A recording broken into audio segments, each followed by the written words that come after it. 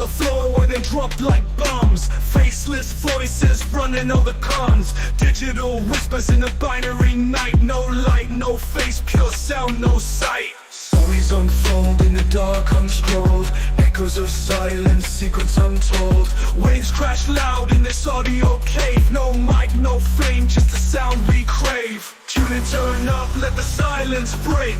Raw, unfiltered, hear the earthquake. No mic needed, just a vibe that's real. Faceless words you can touch and feel.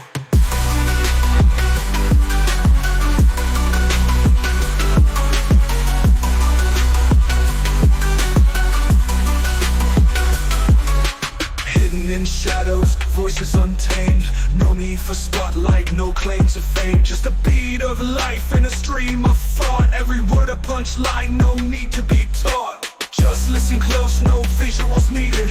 Raw conversation, unprocessed, unseated. Feel the pulse in every sentence said. No distractions, just thoughts in your head.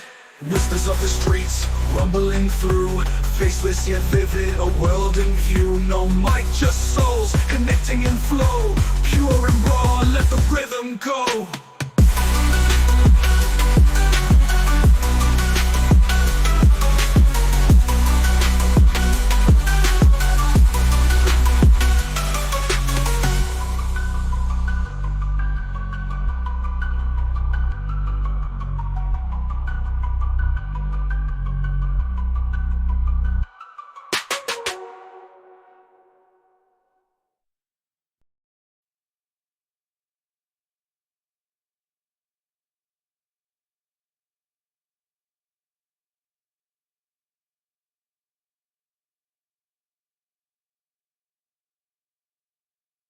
It is good to meet you. What made you interested in having me on the podcast?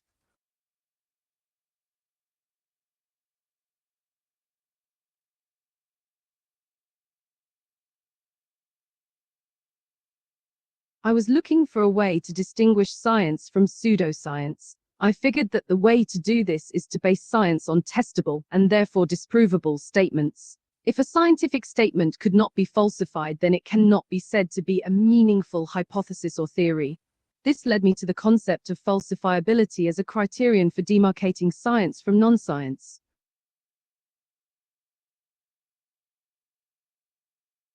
I believe it can and should be applied across all scientific disciplines. However, it is not an absolute rule. There can be cases where a hypothesis or theory is unfalsifiable and still valid. I think it is the exception rather than the rule, but falsifiability should always be a goal of science.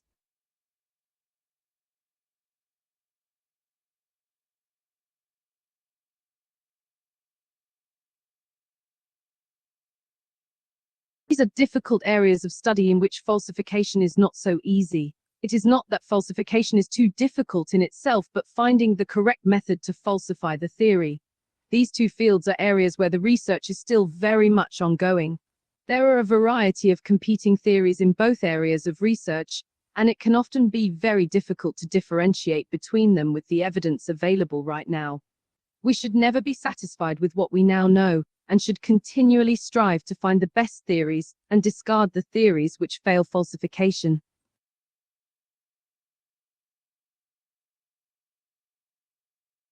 Conjecture is a very important part of the scientific process, as it gives a starting point for the research which is carried out. However, conjectures are not theories and need to be tested by experiment in order to validate or falsify the conjecture. The balance between being too bold and not bold enough is usually found by the results of the experiments. If your conjecture is falsified, then you need to be more cautious in forming your next hypothesis.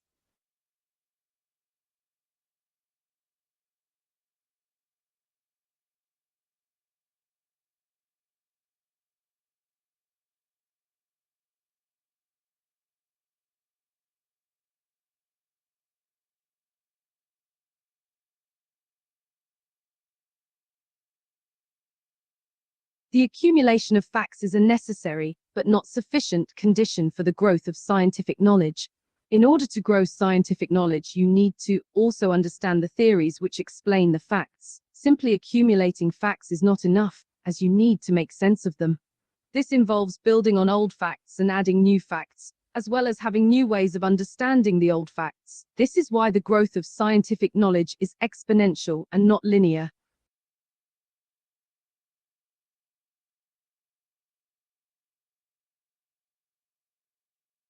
A scientific theory is one which can be tested and falsifiable, whereas a metaphysical theory is not testable and falsifiable, and is therefore not scientific. Metaphysical theories attempt to explain phenomena based on the assumption that they already know the answer, whereas scientific theories are open-minded and take evidence into account.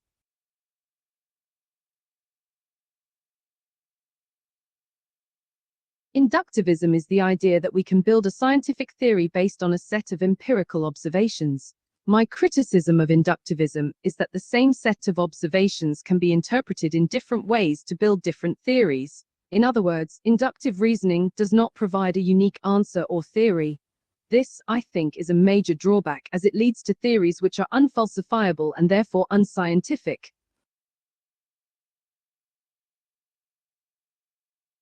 The problem of underdetermination is a significant one, as it means the data does not conclusively tell us which theory is right. I think the only way to solve this problem is to be constantly testing the theories against new data which has not been seen before. This is why science is an ongoing process, as opposed to a collection of facts, because new data gives us new opportunities to test the theories. It may be that we can never be certain that our current theories will not be replaced by better theories in the future. We should never be satisfied with our current state of knowledge.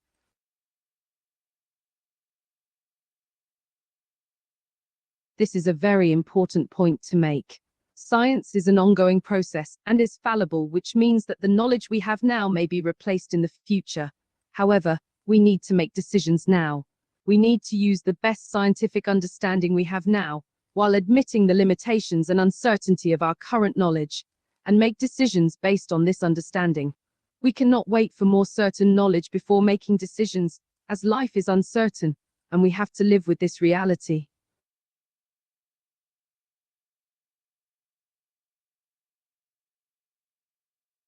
The key to designing experiments to maximize falsifiability is to make them as specific as possible. The more specific a hypothesis, the easier it is to falsify. This is because the more specific the hypothesis, the easier it is to find a contradiction with observation. It is important to remember that falsification must be based on the results of experimental observations and not simply on logical arguments.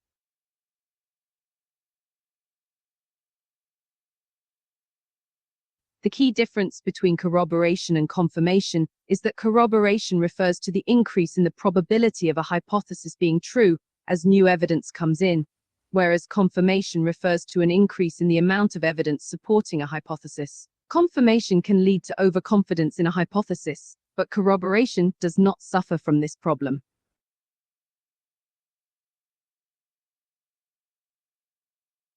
The replication crisis is a serious problem in modern science. It is one of the reasons why falsification should be regarded as more important than confirmation. In other words, it is more important to find a hypothesis which fails the test and shows where it is incorrect, than to find a hypothesis which passes the test. We need to place a greater emphasis on trying to falsify theories, rather than trying to confirm them. If a hypothesis is falsifiable and passes the test, then it is corroborated, whereas if it is falsifiable and fails the test, then it is discredited.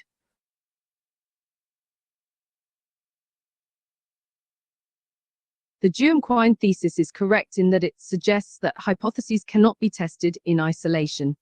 This is because in real-life situations, the data we observe is the result of interactions between many hypotheses, not just one. This means it is difficult to determine which hypothesis is responsible for any experimental result.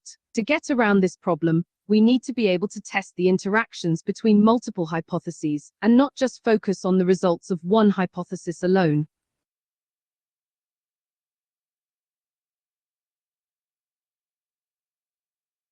The key to communicating uncertainty without undermining public trust in science is to be open and honest about the limitations and assumptions of the knowledge we have now.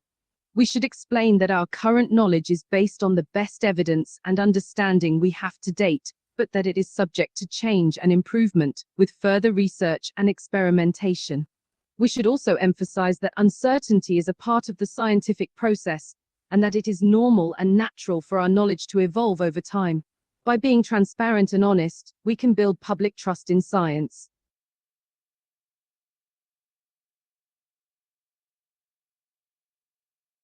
World 3 is the world of objective knowledge, which includes abstract concepts, theories, and artifacts like books and computers. The development of linguistic structures, such as words and grammar, helps us to communicate and understand the knowledge that exists in World 3. Language is a tool we use to describe and categorize the objects in World 3, and to share our observations and knowledge about the world with others. Without language, we would not be able to communicate our ideas and knowledge as effectively, and thus our understanding of World 3 would be limited.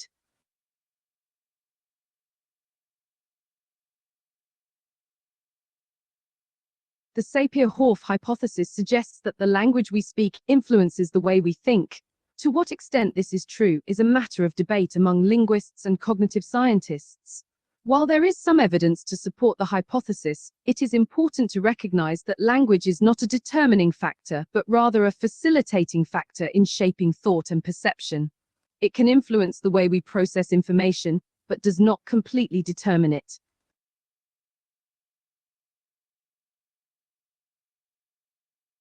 Linguistic precision in scientific communication can both enhance and hinder the falsifiability of theories. On one hand, precise language can help to clarify and articulate theories in a way that makes them more amenable to testing and falsification. On the other hand, precise language can also lead to a more rigid and inflexible understanding of theories, which can make it more difficult to falsify them. It is important to strike a balance between precision and flexibility in scientific communication.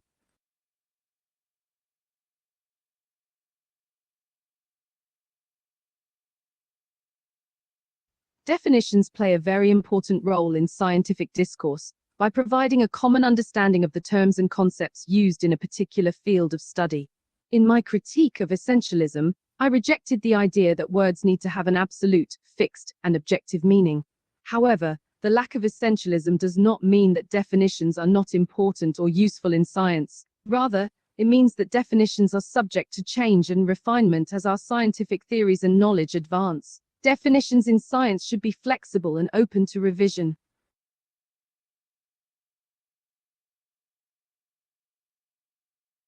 Linguistic ambiguities can pose a significant challenge to scientific progress, as they can lead to confusion and misunderstanding in scientific discourse.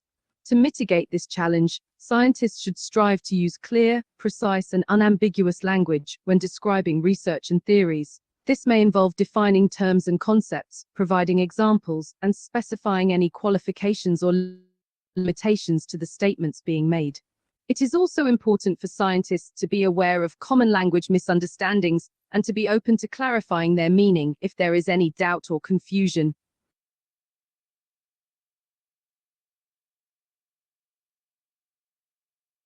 Thomas Kuhn's idea of a scientific paradigm refers to a framework of concepts, assumptions, and methods shared by a scientific community at a particular point in time. Language plays a significant role in shaping scientific paradigms, as it facilitates the communication and sharing of ideas within the scientific community. As new observations and experiments are made, the language used to describe and understand these observations will evolve and shape the paradigm. Therefore, language is an important but not determinative factor in shaping scientific paradigms.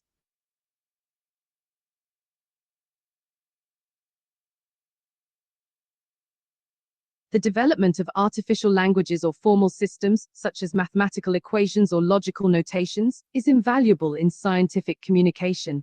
These languages and systems allow us to express ideas and relationships in a precise and unambiguous way, which can help to reduce misunderstandings and facilitate the exchange of ideas within and between scientific disciplines. However, it is important to also use natural languages, such as English, in scientific communication, as they are often more accessible and easier to understand for people who are not familiar with the artificial language or formal system being used.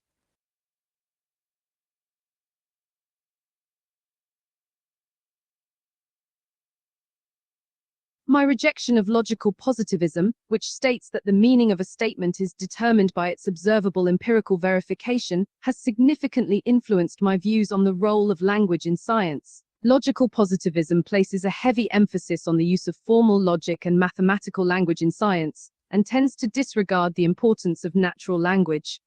In my view, the use of natural language is not only acceptable but also necessary in science, as it allows us to not only communicate our observations and findings, but also to capture the nuanced meanings and interpretations that are often lost in formal languages.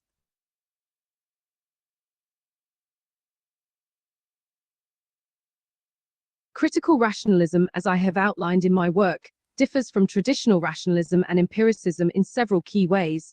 Traditional rationalism prioritizes the use of reason and logic in acquiring knowledge, often based on a priori assumptions. Empiricism, on the other hand, relies heavily on observation and experiment.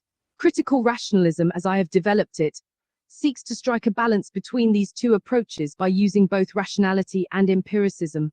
It emphasizes testing and falsification of theories as the key to acquiring knowledge, rather than solely relying on logical deduction or observation alone.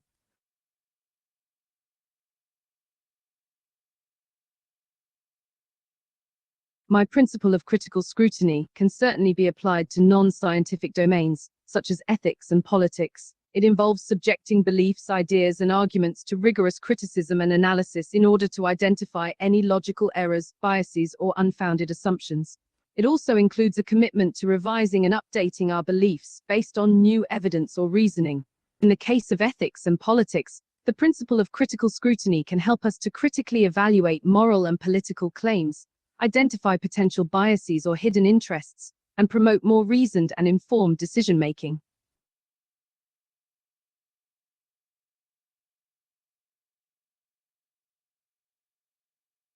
Criticism plays a fundamental role in the growth of knowledge, as it helps to identify weaknesses and limitations in current theories and assumptions. It also provides a way for new ideas and perspectives to emerge and be incorporated into existing knowledge. Constructive criticism should be conducted in a respectful and open-minded manner, focusing on the substance of the argument and avoiding personal attacks or irrelevant details. The goal of criticism should be to improve the knowledge base, not to win an argument or make one's opponent look bad.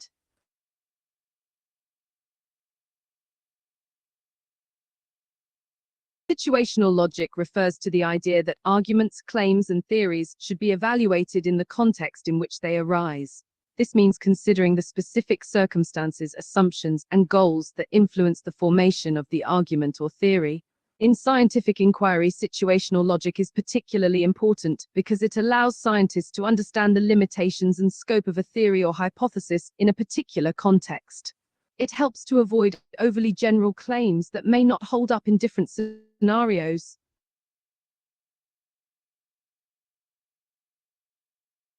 My philosophy recognizes the importance of intuition in scientific discovery. Intuition is the ability to grasp certain ideas or truths without conscious application of logic or reasoning. It can serve as a source of new ideas, inspiration, and hypotheses. However, I emphasize that intuition alone is not sufficient for scientific discovery, and must be supplemented with empirical observations, experimentation, and logical analysis. Intuition can provide a starting point for scientific inquiry, but it must be validated and refined through scientific investigation.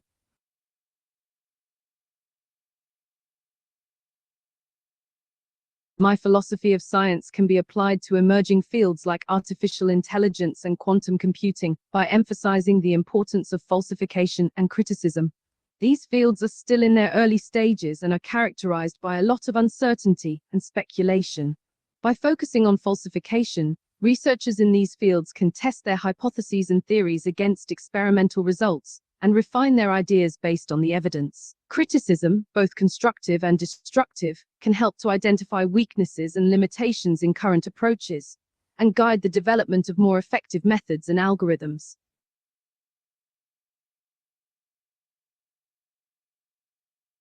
Interdisciplinary research is vital for advancing scientific knowledge due to its ability to combine different perspectives and methods to answer complex questions. By bringing together experts from different fields, interdisciplinary research can tackle problems that require knowledge from different domains.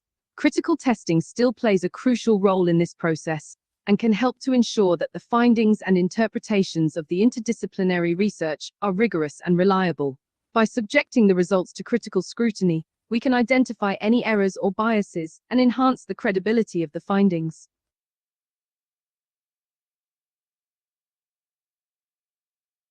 The tension between open inquiry and institutional pressures can be challenging for modern scientists. They may face pressure to publish flashy results, to conform to dominant paradigms, or to pursue research agendas that serve the interests of funding organizations. My advice to modern scientists navigating this tension is to stay true to their values and maintain their independence. They should focus on conducting rigorous and ethical research, and not be afraid to challenge prevailing views and seek out new knowledge, even if it goes against institutional norms.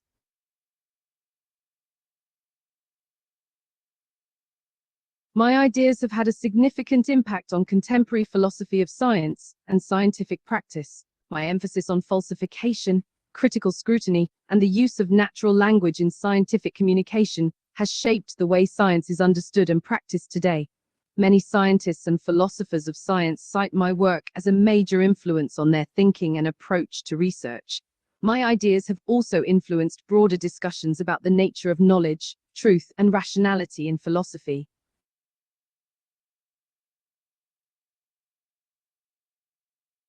I must admit, this was an enlightening conversation. I'm impressed with the depth of your questions and your knowledge of my work. It was refreshing to talk with someone who has a genuine curiosity and a deep understanding of the subject. You have a bright mind.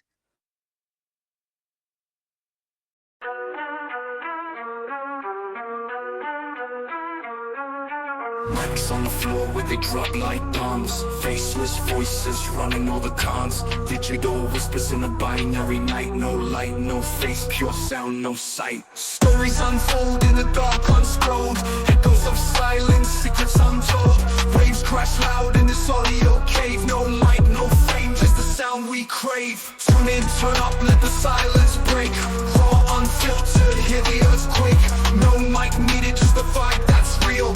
Faceless words you can touch and feel.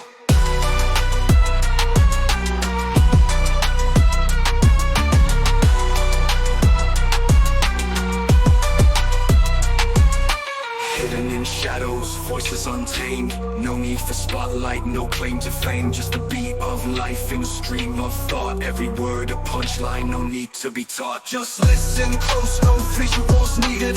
Raw conversation, unprocessed, unseated. Feel the pulse in every sentence said. No distractions, just thoughts in your head.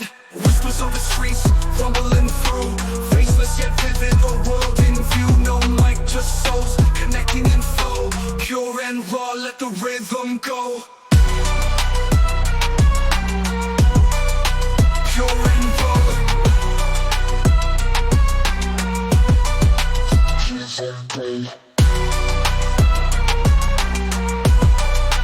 Pure and raw.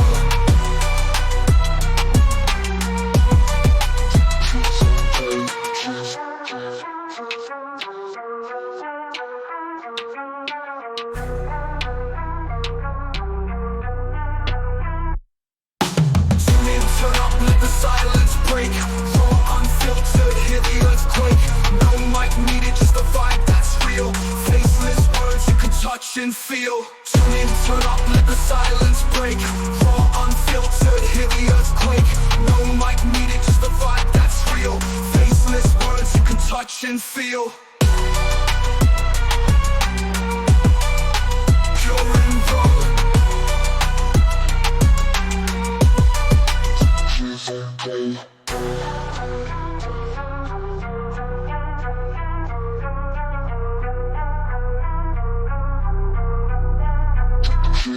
Okay.